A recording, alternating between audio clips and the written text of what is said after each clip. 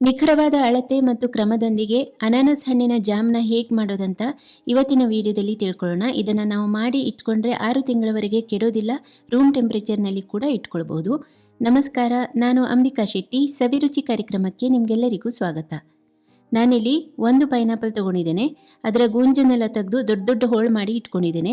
ಇದನ್ನು ಒಂದು ಮಿಕ್ಸಿ ಜಾರಿಗೆ ಹಾಕ್ಕೊಳ್ತಾ ಇದ್ದೇನೆ. 2-3 ಬ್ಯಾಚ್ನಲ್ಲಿ ರುಬ್ಕೊಳ್ತೇನೆ ನಾನು. ರುಬ್ಬುವಾಗ ನೀರನ್ನು ಹಾಕಬಾರ್ದು, ನೀರು ಹಾಕದೇ ರುಬ್ಬಬೇಕು, ನುಣ್ಣಗೆ ರುಬ್ಕೊಳ್ಬೇಕು. ಈ ರುಬ್ಕೊಂಡಿರುವ ಅನಾನಸ್ ಪ್ಯೂರೆ ಇದೆ ನೋಡಿ, ಇದು ಎಷ್ಟಿದೆ ಅಂತ ನಾನು ಅಳತೆ ಮಾಡ್ತಾ ಇದ್ದೇನೆ. ಮೆಜರ್ಮೆಂಟ್ ಕಪ್ನಲ್ಲಿ ಕರೆಕ್ಟಾಗಿ 3 ಕಪ್ ಇದೆ. ಇದನ್ನು ಈಗ ನಾನು ಒಲೆ ಮೇಲೆ ಇಡ್ತೇನೆ. ಒಂದು ದಪ್ಪ ತಳದ ಬಾಣಲೆಗೆ ಹಾಕಿ ಒಲೆ ಮೇಲೆ ಇಟ್ಟಿದ್ದೇನೆ. ಮಧ್ಯಮ ಉರಿಯಲ್ಲಿ ಮೊದಲು ಈ ಅನಾನಸ್ ಹಣ್ಣಿನ ಪ್ಯೂರೆ ಇದೆ ನೋಡಿ, ಪೇಸ್ಟ್ ಇದೆಯಲ್ಲ, ಇದನ್ನು ಒಂದು 10 ನಿಮಿಷ ನಾವು ಹಾಗೆ ಕುದಿಸ್ಕೊಳ್ಬೇಕು, ಬೇಯಿಸ್ಕೊಳ್ಬೇಕು. ಅದು ಸಿಡೀತದೆ ಸ್ವಲ್ಪ, ಹಾಗಾಗಿ ಮುಚ್ಚಳ ಮುಚ್ಚಿದ್ದೇನೆ. ಮಧ್ಯೆ ಮಧ್ಯೆ ತೆಗೆದು ಕಲಕ್ತಾ ಇರಬೇಕು. ಸುಮಾರು 10 ನಿಮಿಷ ಆಗಿದೆ. ಅನಾನಸ್ ಹಣ್ಣಿನ ಹಸಿ ವಾಸನೆ ಕೂಡ ಈಗ ಹೋಗಿರ್ತದೆ. ಚೆನ್ನಾಗಿ ಒಮ್ಮೆ ಕಲಕಿ ಈಗ ಸಕ್ಕರೆ ಹಾಕಬೇಕು. 3 ಕಪ್ ಅನಾನಸ್ ಹಣ್ಣಿನ ಪೇಸ್ಟಿಗೆ ಅದರ ಅರ್ಧದಷ್ಟು ಅಂದರೆ 1.5 ಕಪ್ ಆಗುವಷ್ಟು ಸಕ್ಕರೆ ಹಾಕಿದ್ದೇನೆ. ನಂತರ ಚೆನ್ನಾಗಿ ಕಲಕಬೇಕು. ಸಕ್ಕರೆ ಹಾಕಿದ ಮೇಲೆ ಇದು ಇನ್ನೂ ಸ್ವಲ್ಪ ನೀರಾಗಿ ಆಗ್ತದೆ, ಸಕ್ಕರೆ ಕರಗೋದ್ರಿಂದಾಗಿ. ಇದು ಸಕ್ಕರೆ ಹಾಕಿ ಆದ ಮೇಲೆ ಮತ್ತೆ ಸುಮಾರು ಒಂದು 20-25 ನಿಮಿಷ ನಮಗೆ ಬೇಕಾಗ್ತದೆ.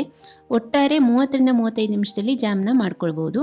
ನಾನೊಂದು 7-8 ದಳ ಕೇಸರಿ ದಳ ಹಾಕಿದ್ದೇನೆ. 1/4 ಚಮಚ ಆಗುವಷ್ಟು ಒಣ ಶುಂಠಿ ಪುಡಿ ಹಾಕಿದ್ದೇನೆ.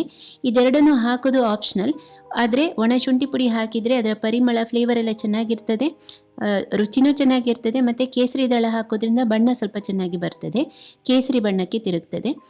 ಮಧ್ಯ ಮಧ್ಯ ಇದನ್ನು ಕಲಕ್ತಾನೇ ಇರಬೇಕು, ಕಲಕೋದನ್ನ ಬಿಡಬಾರ್ದು. ಈಗ ನೋಡಿ, ಇದೊಂಥರ ಜೇನುತುಪ್ಪದ ಹದಕ್ಕೆ ಬಂದಿದೆ. ಈಗ 1/4 ಚಮಚ ಆಗುವಷ್ಟು ಏಲಕ್ಕಿ ಪುಡಿಯನ್ನು ಹಾಕಿದ್ದೇನೆ. ಏಲಕ್ಕಿ ಪುಡಿ ಹಾಕಿದ ಮೇಲೆ ಒಂದು 2-3 ನಿಮಿಷ ನಾನು ಇದನ್ನು ಮತ್ತೆ ಬೇಯಿಸ್ಕೊಂಡಿದ್ದೇನೆ ಅಷ್ಟೇ. ತಳ ಸರಿಯಾಗಿ ಬಿಡ್ತಾ ಇದೆ. ಸುಮಾರು ಒಂದು 25 ನಿಮಿಷ ನನಗೆ ಹಿಡಿದಿದೆ. ಇದು ಸಕ್ಕರೆ ಹಾಕಿ ಆದ ಮೇಲೆ ಈ ಹದಕ್ಕೆ ರೀಚ್ ಆಗಿದೆ. ಇದನ್ನು ನಾನೀಗ ಗ್ಯಾಸ್ನ ಆಫ್ ಮಾಡಿ ಪೂರ್ತಿ ತಣಿಸಿದ್ದೇನೆ. ತಣಿಸಿ ಆದಮೇಲೆ ಈ ರೀತಿ ಇದೆ. ಹೀಗೆ ಇರಬೇಕು, ತುಂಬ ಗಟ್ಟಿನೂ ಆಗಬಾರ್ದು, ತುಂಬ ನೀರು ಥರನೂ ಇರಬಾರ್ದು.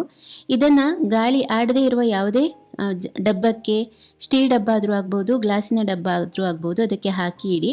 ಮತ್ತು ಒದ್ದೆ ಕೈಯಿಂದ, ನೀರು ಕೈಯಿಂದ ಎಲ್ಲ ಮುಟ್ಟಬಾರ್ದು, ಅದು ಹಾಳಾಗ್ತದೆ. ಸ್ವಲ್ಪ ಡ್ರೈ ಆಗಿಯೇ ಇಟ್ಕೊಳ್ಬೇಕು.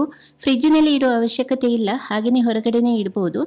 ನಾನಿಲ್ಲಿ ಕೇವಲ 1 ಅನಾನಸ್ ಹಣ್ಣಿನಿಂದ ಮಾಡಿದ್ದೇನೆ, ದೊಡ್ಡ ಗಾತ್ರದ 1 ಅನಾನಸ್ ಹಣ್ಣಿನಿಂದ. ನೀವು ಜಾಸ್ತಿ ಪ್ರಮಾಣದಲ್ಲಿ ಕೂಡ ಮಾಡಬಹುದು. ರುಬ್ಬಿದ ನಂತರ ನಿಮಗೆ ಪೇಸ್ಟ್ ಎಷ್ಟು ಬರ್ತದೆ ಅನಾನಸ್ಸಿದು, ಅದರ ಅರ್ಧದಷ್ಟು ಸಕ್ಕರೆ ಹಾಕ್ಕೊಂಡು ಮಾಡಿ, ಮತ್ತು ಸ್ಟೋರ್ ಮಾಡಿ ಇಟ್ಕೊಳ್ಳಿ. ಇವತ್ತಿನ ಈ ಅಡುಗೆ ವಿಧಾನ ನಿಮಗೆ ಇಷ್ಟ ಆಗಿದೆ ಅಂತ ಭಾವಿಸ್ತೇನೆ. ಇನ್ನೊಂದು ಅಡುಗೆ ವಿಧಾನದೊಂದಿಗೆ ನಾನು ಮತ್ತೆ ಬರ್ತೇನೆ. ನಿಮ್ಮ ದಿನ ಶುಭವಾಗಿರಲಿ. ಧನ್ಯವಾದಗಳು.